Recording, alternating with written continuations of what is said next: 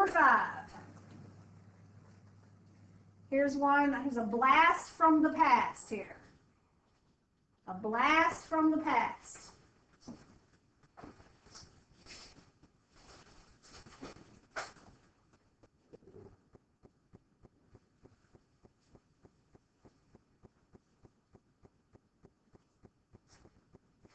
All right, so it is already equal to 0.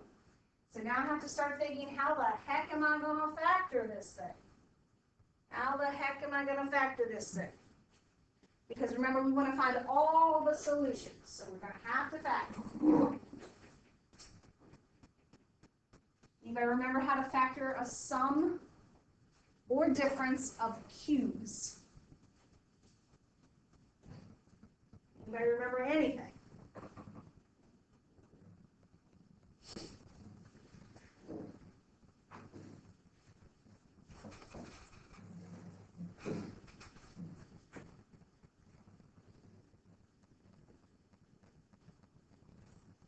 All right, well, let me give you a hint.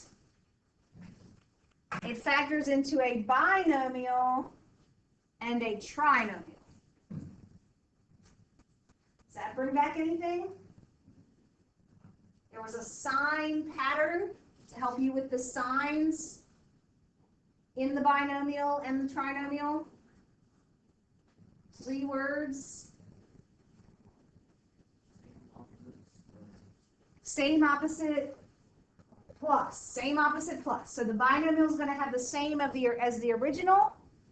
And then in the trinomial, we're going to have an opposite and a plus. Good? All right. How do you get that starting binomial? What do you do to the 2 pieces of the original? Cube root them. Cube root them. All right. So let's see. The cube root of x cubed is x, right? Because we just divide the power by 3. And then the cube root of 125 is 5. And you may or may not need a calculator for that. Does everybody remember where the cube root button is on Desmos? Right? You have to go to functions and then miscellaneous, and then there's an nth root. Okay? All right. Anybody remember the pattern to get the trinomial? You have to use the binomial you just created. Square the first. Square the first. Put it first. Multiply the 2 terms together. Put it in the middle. Don't worry about the sign. We already did that. And then square the last and put it last. Perfect. All right, so we can get rid of all that. Now, were we ever able to factor the trinomial more? Did we ever factor that trinomial more? Like, was there another step to the factoring process? No. Okay, and it's never going to factor. Ever. Okay? Never. From a cube, the trinomial will never factor more. Okay? So, now we have to set our factors equal to 0 and solve. All right? Well, the first one is easy, right? We just get x equals -5. But the trinomial does not factor more. Ugh, so what am I going to have to use to solve this thing? Can I use square roots this time? Why not?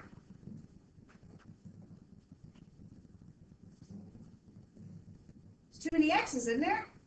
Right? You can't use square roots if you've got x squared and another x. So what's the last possible way to solve something? The long way. What's the long way? You're right. Well, unfortunately, that's a form of factoring. AC method is a form of factoring, and this doesn't factor. So what's the really long way? Yes, quadratic formula.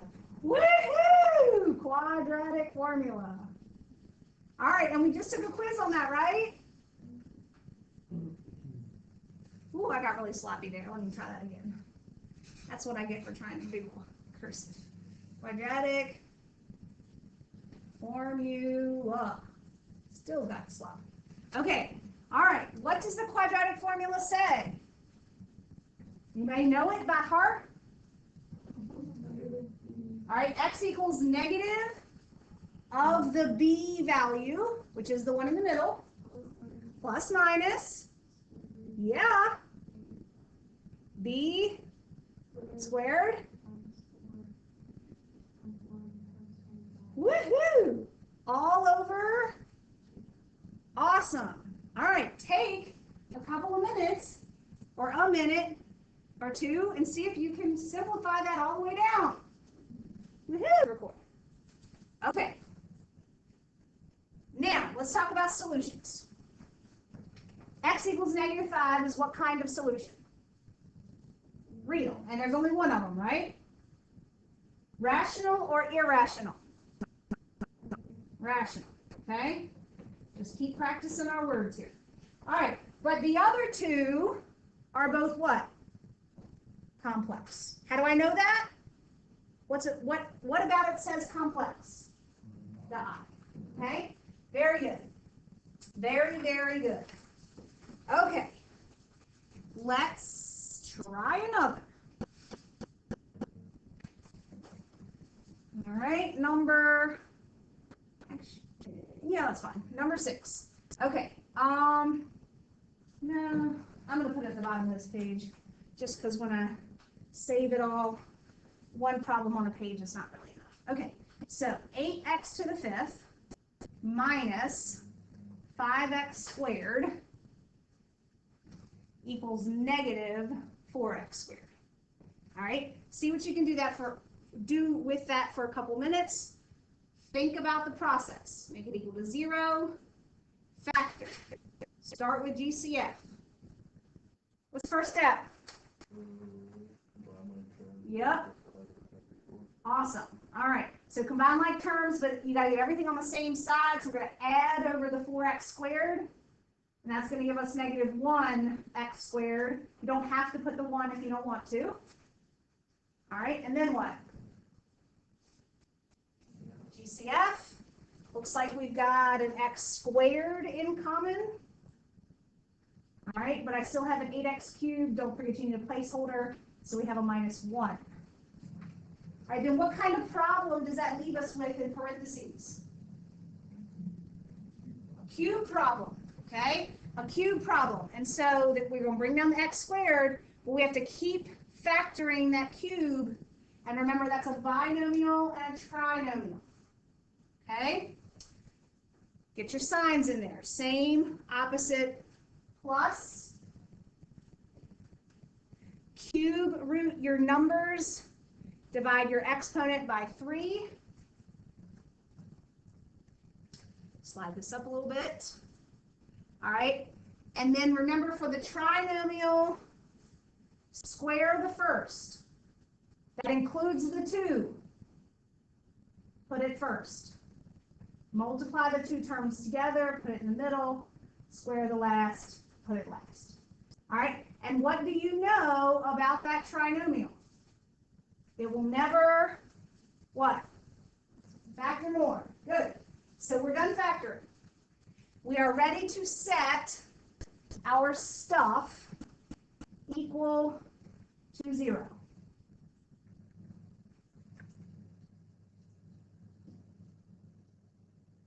Okay. Ooh. Go away. Okay.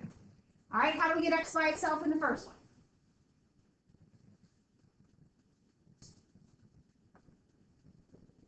Thank you. All right, but we're only going to get one answer out of that because there's no such thing as positive and negative 0. Now, it does technically represent 2 answers because it came from an x squared. It's basically like saying you get x equals 0 twice. Okay? All right, how about the next one? X equals what? Good. All right, and those are both what kind of answers? Real or complex? Okay, rational or irrational? Good. Okay? All right, and then the rest of it, we absolutely know we need what to finish? What? Quadratic formula, and they're definitely going to be complex solutions. All right, so let's see. Hopefully you've done those already. Negative b plus minus square root b squared as 4 times a times c all over 2 times a. Let's see. For the discriminant, 4 minus 16 is negative 12. Check your work. All right, and then we need to simplify our radical, see if we can take anything out. We definitely have to take out an I. And then last but not least, what else do we have to do? Simplify that. We have to reduce that. Remember, you can only reduce these fractions if all three numbers not under the radical have something in common. So they're all divisible by 2. So we can get rid of the 2's on top, and the bottom becomes a 4. And you already told me that that makes 2 complex. All right, now we potentially could have gotten how many different answers? 5, but we only ended up getting 4, what we call those distinct, right? One of them is the same thing twice, so we only got 4 distinct. All right, what number was that? 6? All right, 18. All right, number 7. All right, hopefully. Oh, yeah, go back to the answer, sure. Sorry, I was rolling right on through. Whoop. There you go. So we got 0, we got 1/2, and then we got -1 plus and minus I squared root 3 over 4. All right, thank you. Yeah, no problem. All right, number 7. 2x to the 5th minus 9x cubed equals 0. All right, take a second and try that. Roll. All right, what'd you guys take out for the DCF this time? X cubed. Good.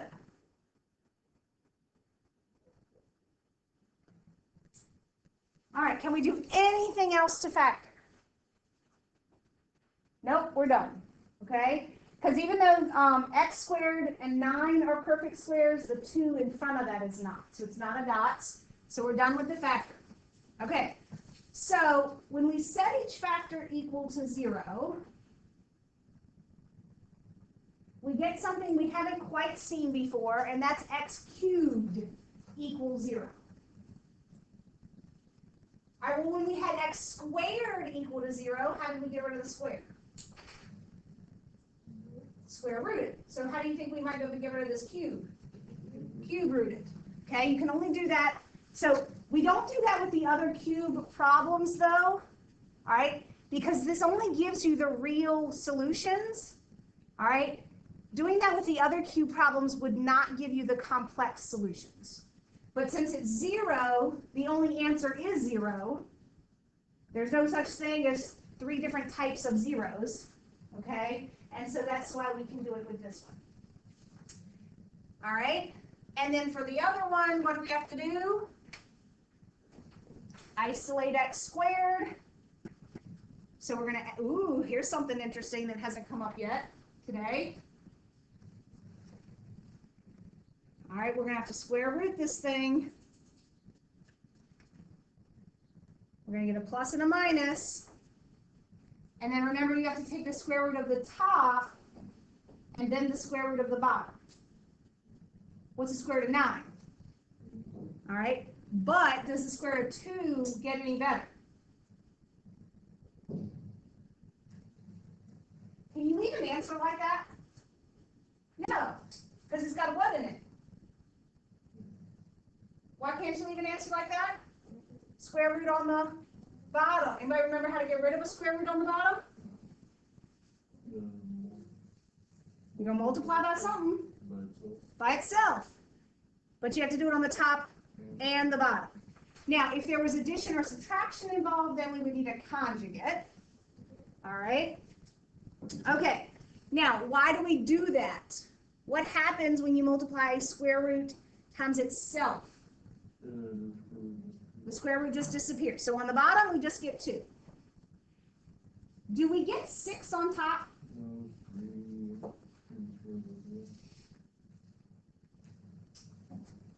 What is square root of 2? Yeah. Awesome.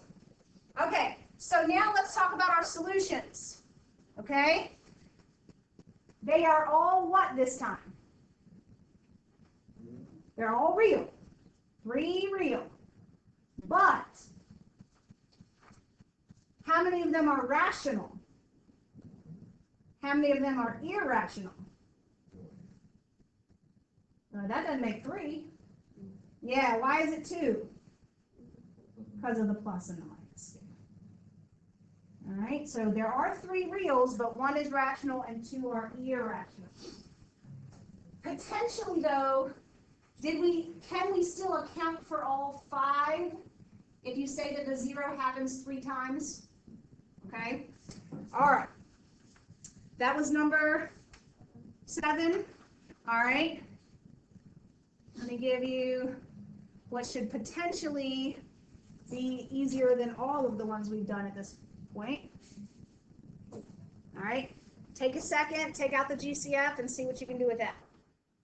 All right, what y'all think about this one? A little bit easier, maybe? I don't know. What y'all do? All right, GCF was just an X. Okay? And then it finally became something a lot easier to work with. Right? Now, you could use the quadratic formula, but you don't have to because this thing finally factors nicely into X what and X what. And very good. Okay? And so then we set each factor equal to 0. If we have the same factor twice, so we only have to solve it once, that one's done. Now this one's done. Technically, we did have 3 factors, so we have 3 solutions. But when we talk about, like, how many distinct or different solutions, there are only 2. They are both real, and they are both rational. Okay? Any questions on that? All right, let me give you another one that you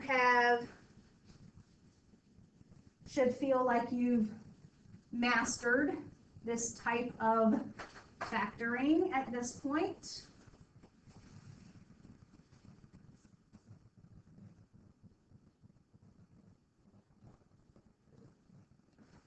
All right, here you go. How many terms is that? 4. What do we typically do with 4? Grouping. Good. All right, so work on that. Finished. Okay, so what's the GCF in the first half? Good. What's left? Perfect. Thank you. And the GCF on the other side? Positive 5.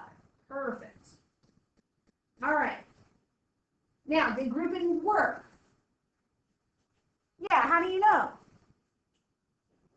Yeah, the same parentheses. So that parenthesis is one of our factors, and then the other stuff squeezes together to make the other factor. Okay? Can I factor more? No. So I'm ready to set each one equal to 0 and solve. All right, what do I get for the first one? Perfect. Okay? But for the second one, I'm going to have to isolate x squared and square root. All right, don't forget when you square root, you need a plus and a minus. What else is going to come out of the square root?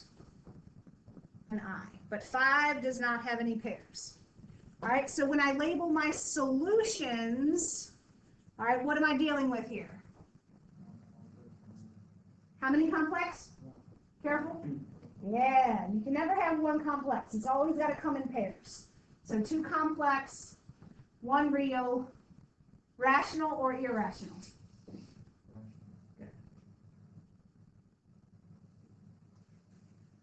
All right. 2 more. We can do it. What number are we on? 10? Please tell me we're on 10. If not, you've got, yes, woo! I was like, if not, we got more than 2. Okay, number 10. Oh, jack it up here. X to the 4th plus x squared minus 42 equals 0. All right, I bumped it up a degree. Now, we did some fourths earlier, but they were dots. Is this a dots? No. Okay?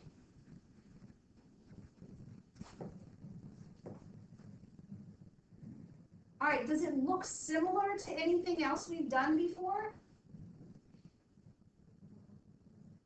I mean, how many terms is it? 3. So, does it look similar to any other trinomials that we've done before? Yeah, it kind of does. All right, think about trinomials we've done before. It might have been x squared plus a single x minus 42. Okay, we've done a trinomial like that before. The only thing we've done differently here is that we've doubled the number of x's in each part. Well, the really good thing about that is that it still factors the same way that the one with squares did. Okay? But instead of putting a single x in the front of each, we're going to put an x squared in the front of each. Okay? So we call this a trinomial that's in quadratic form, even though it's not a quadratic function. All right, so just like I would with any other trinomial, I need to see if I can find a pair that multiplies to be 42, excuse me, negative 42, and adds up to be 1.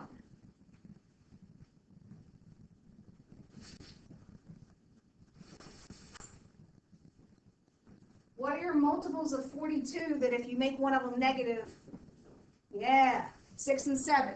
And we need a positive 1, so positive 7, negative 6. All right, now, are either one of those dots, since they're squares? No, so we can't unfoil more, we can't factor more, but we are, the whole point is to solve, and so now we have to set each factor equal to 0 and solve. So we're going to isolate the x squared and square root both sides. Take out, whoop, I need an equals in there somewhere. All right, so we're going to have a plus and a minus. Take out an I, leave the 7.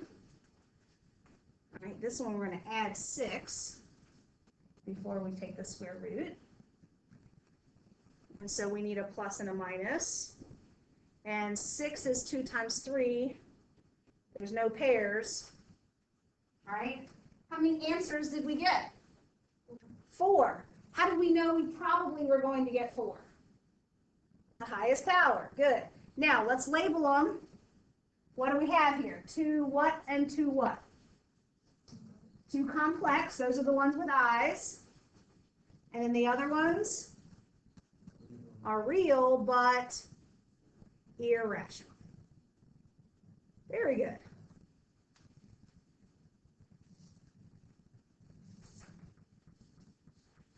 All right, last one. Man.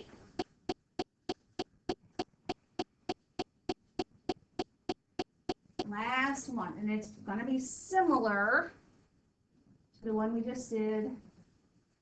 All right. Think about it for a minute. Think over with. What y'all do first? What do you have to do first? Make it equal to 0. Thank you so much. All right. Now, did this one have a GCF? No. All right. But it is a trinomial, right?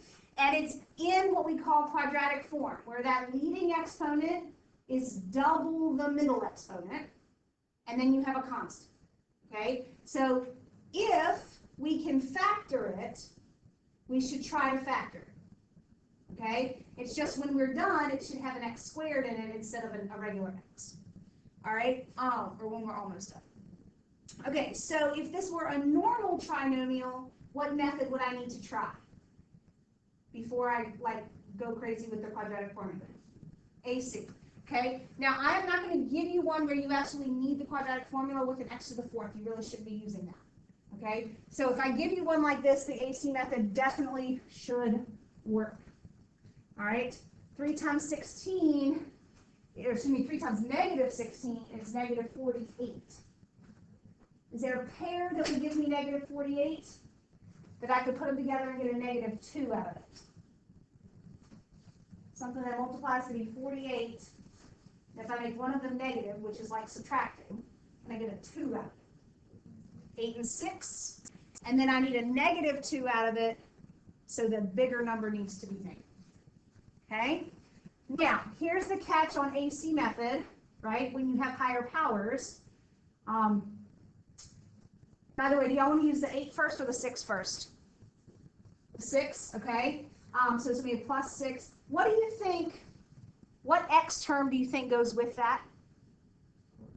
X to the power of 2. Very good. X squared. Because remember, it has to match the middle x term, right? So that if you were to add them back together, you would still, in fact, get an x squared. All right, so now we've turned it into 4 terms. And we can factor by grouping. All right, so let's see. 3x squared, x squared plus 2 left over. Negative 8, x squared plus 2 left over. So grouping works. X squared plus 2 is one of our factors. Squeeze the other stuff together to make the other factor.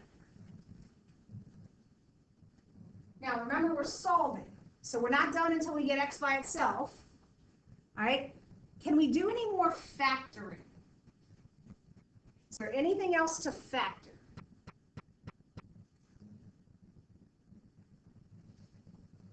Good.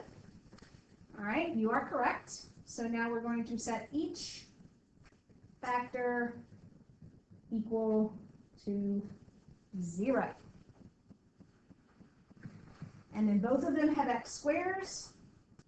So we're going to have to isolate x squared.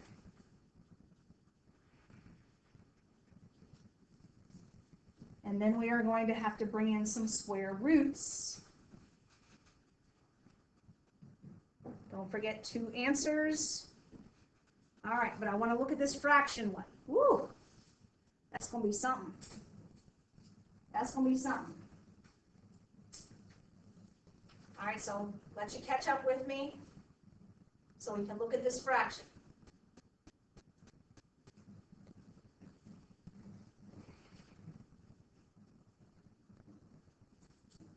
All right, how do you square root a fraction?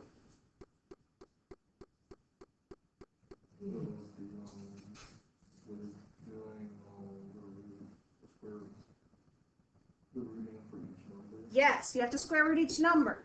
All right, now think about the square root of 8. Am I going to be able to simplify that one? You think there's any pairs in there?